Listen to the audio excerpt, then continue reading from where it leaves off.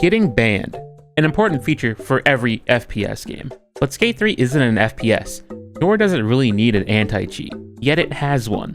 For typical anti-cheats, it's there to provide security and safety when playing against others. Nothing is like getting your day ruined by a bunch of spin botters. But for current day Skate 3, mods are everywhere. People use mods either for quality of life features or just to mess around and have fun. Skate 3 is mainly a single player game. Yes, you can go online and play with others, but you're still getting a single player experience just with other people. No one cares when you modify a single player game. In fact, it's praised, like CJ is in every game possible. It's only when you start modding in multiplayer is where people have an issue.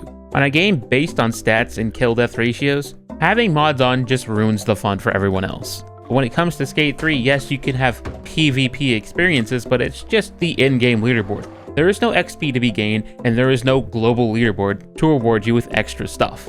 Skate 3 multiplayer is turn-based, so it's more like PV map instead of PvP. These other players that are in your lobby cannot influence you to what you want to do, unless you're playing a game of Skate and you have to match it. But for a game that has multiplayer and has no ban system built in place, how is there still an anti-cheat? Well, there isn't one. In fact, instead of just booting that one specific cheater in the game, it boots the whole lobby and no one can join that game anymore. But why does this happen?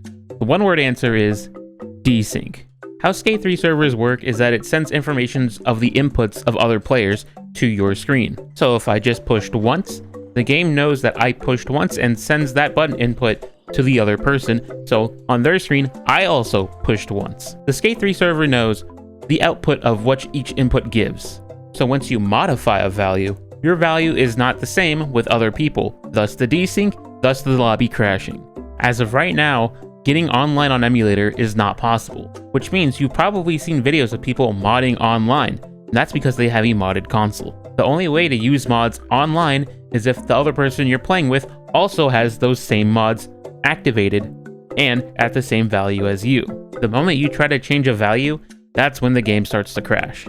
The only mod that I know that works that doesn't crash the lobby is changing player position, because player position always changes. It's not set in stone like an ollie height. So with this knowledge, you are able to relax knowing that no modder can interrupt your game and give you a bad time, unless they intentionally join games just to crash lobbies.